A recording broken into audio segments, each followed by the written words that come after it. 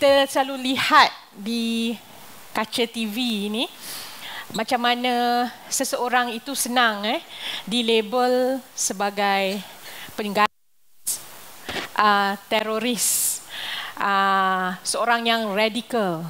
Ya. Jadi ini merupakan label-label yang kita berikan. Sebelum saya berkongsi berkenaan dengan pengalaman saya bekerja dengan mereka yang pernah terlibat dengan puak-puak pengganas lah yang dikatakan, sedikit sebanyak mula-mulanya saya bekerja banyak menyelidik berkenaan dengan hal ehwal perdagangan manusia. Saya banyak membuat penyelidikan berkenaan dengan kisah-kisah banduan di penjara yang telah melakukan jenayah yang amat serius dan kejam, dikatakan kejam, ya. Juga gender, berkenaan dengan gender, dan penglibatan saya dalam SMA ini adalah setelah saya pergi ke beberapa program anjuran Initiate.my dan juga NGO. Di sana saya telah bertemu dengan seorang pegawai polis pangkat tinggi, nama dia Puan Normah Ishak. Dia seorang pada waktu tersebut dia adalah Chief Counter Terrorism E8. Beliau adalah seorang yang amat mempunyai amat berkaliber, mempunyai visi yang amat tinggi meluas. Dia seorang yang sangat progresif. Apa yang saya nampak daripada diskusi mengenai tahanan keselamatan banyak berkenaan dengan agama. Jadi saya tidak faham kenapakah mereka yang pernah dipenjarakan kerana dikatakan melakukan kesalahan terorisme banyak menggunakan pendekatan agama. Saya tidak faham perkara ini sebab untuk saya apa yang mereka lakukan adalah satu jenayah. Jenayah ini tidak mengenal agama, tidak mengenal moral. Jadi kalau kita hendak cuba associate satu tindakan jenayah dengan satu fahaman, itu tidak adil atau satu kepercayaan. Saya telah menemubual lebih kurang 12 orang yang kebanyakannya telah dipenjarakan kerana dikatakan telah terlibat dalam perbuatan keganasan, dan ada yang telah aktif dan bersama dengan kumpulan pengganas, sama ada di Syria ataupun di Afghanistan. Jadi untuk hari ini saya hanya akan bercerita mengenai 4 orang, 4 individu. Jadi individu yang pertama ini, beliau merupakan seorang yang amat fasih berbahasa Malaysia, very eloquent kita kata. Bila dia bercakap tu, saya amat terpesona dengan penggunaan bahasanya. Beliau pernah mengelolakan satu sekolah tahfiz. Beliau seorang yang amat yang sering berkecimpung dengan aktiviti-aktiviti kemanusiaan, dan beliau telah atas dasar ini beliau telah ke Syria dengan harapan untuk membantu kanak-kanak dan warga Syria. Dan saya tanya dia, kenapa Syria? Sebab dia kata, kenapa warga Malaysia hanya sibuk nak membantu warga Gaza sahaja? Memang dia suka, tetapi dia kesian sebab di Syria tiada siapa yang mereka pada waktu perang. Ni kita cakap pada antara tahun 2014 hingga 2019, ya. Jadi atas dasar ini beliau telah ke Syria, dan bila ke Syria beliau telah bersama dengan satu puak pengganas yang dikenali sebagai Ajnad Ash-Shams. Makluman, di Syria bukannya ada ISIS sahaja, banyak ada kumpulan-kumpulan pengganas, dikatakan pengganas yang lain, ya. Dan beliau telah di sana berada di sana beberapa bulan dan kembali ke Malaysia. Bila kembali ke Malaysia, beliau telah diraikan seperti seorang hero. Dan ada pula orang-orang kampungnya telah mengambil kesempatan dan meminta beliau untuk masuk ke dalam satu kumpulan. Dan kumpulan itu merancang untuk mencolek Perdana Menteri, Menteri Dalam Negeri dan Ketua Polis Negara pada waktu itu. Atas dasar itu, beliau telah ditahan dan juga sebab beliau telah pulang dari Syria, beliau telah dipenjarakan 10 tahun. Beliau mempunyai penyakit 3 serangkai. Dia telah lepas 7 tahun lebih selepas dipenjarakan. Sebab antara sebabnya penjara tak larat nak bawa dia pergi hospital untuk rawatan. Jadi bila saya beliau di cara penyampaian yang diberikan seolah-olah beliau seorang yang sangat ekstrim. Tetapi bila saya berjumpa dengan dia, beliau seorang yang peramah. Dan kita selalu ingat mereka-mereka ini hanya melihat diri kita, diri orang yang tidak sehaluan dengan mereka sebagai togut.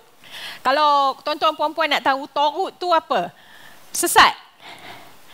Dalam English kita sebut heretic. Ya. Jadi kadang-kadang terfikir saya tidak berhijab, saya nak pergi perempuan dan nak pergi menduga dia, adakah dia akan bercakap dengan saya? Tetapi saya tak ada masalah. Beliau pun tak ada masalah langsung. Tak ada masalah langsung, bahkan beliau sangat suka bercerita dengan saya dan bercerita dengan bersungguh-sungguh sampai nak suruh saya dengan dia. Ya. Jadi sampai sekarang dia berkawan baik dengan saya. Ya. Sampai ada scammer telefon dia pun dia check dengan saya. Nombor ni saya dah jadi information counter untuk dia. Ya. Jadi apa yang saya nak kata, kadang labeling ni kita jangan percaya bulat-bulat. Mereka ni adalah insan biasa. Mereka boleh bercampur dengan sesiapa sahaja. Dan saya rasa mereka ni pun terkejut dengan diri mereka sebab bagaimana mereka boleh dengan mudah berkawan dengan saya. Saya pun pergi, ada berjumpa dengan keluarganya. Sebegini, tidak perlulah memakai sesuatu kod pakaian yang dianggap sesuai baginya. Tidak. Kita selalu kadang berpendapat, kita mempunyai prasangka kadang. Tetapi ini semua tidak benar. Seorang lagi. Wanita ini telah berada di wilayah bergolak Syria selama 10 tahun. Di Syria, beliau telah direpatriasi oleh kerajaan Malaysia lebih kurang 2 tahun lebih. Ya.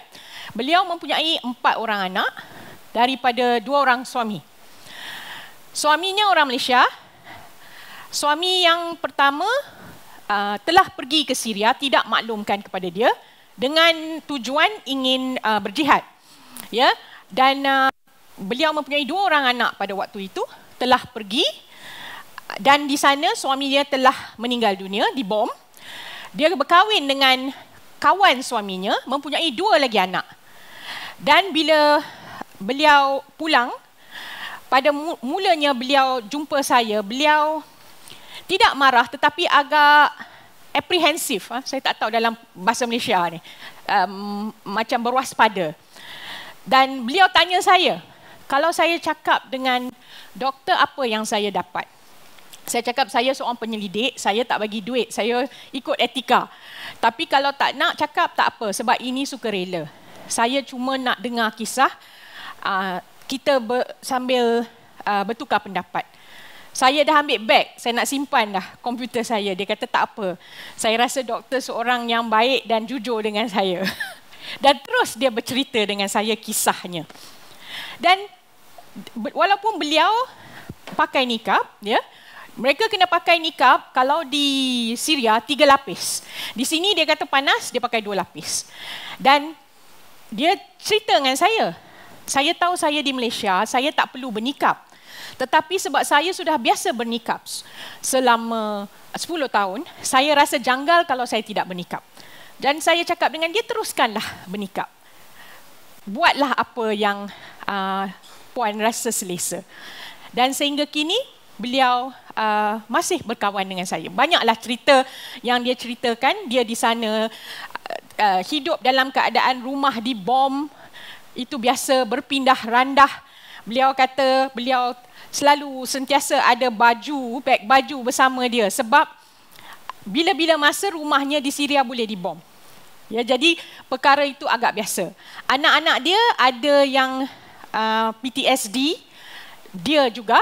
Tetapi beliau secara perlahan cuba untuk memulihkan diri sendiri. Itulah kesiannya sebab untuk saya beliau tak cukup bantuan lah dari sudut psikologi. Akhir sekali, saya tak ada gambar, 2 orang yang pulang daripada penjara, ya, daripada luar negara yang telah terlibat dengan bombing dan bombing. Itu yang dikatakan. Mereka ini sebenarnya bukannya mastermind yang membuat plan untuk mengebom. Mereka 2 ni adalah sebenarnya pembawa duit. Mereka masa tu umur 20-an. Ya. Mereka disuruh oleh bos mereka, ketua mereka, ustaz, ini dikatakan ustaz, untuk mengambil wang beberapa ribu ringgit daripada seseorang untuk dibawa kepada bos atau untuk menyimpan duit itu. Tetapi mereka telah ditangkap. Tetapi mereka pernah pergi ke Afghanistan 2 bulan untuk menjalani latihan ketenteraan. Masa itu di bawah Al-Qaeda. ISIS belum lagi. Ya, jadi bila mereka pergi ke Afghanistan, bila pulang mereka berada di Bangkok. Selepas mereka mengambil duit dan mereka disuruh simpan duit itu, mereka telah ditangkap oleh dan mereka telah ditahan di black sites mengikut mereka selama 3 tahun. Dan di situlah mereka diseksa.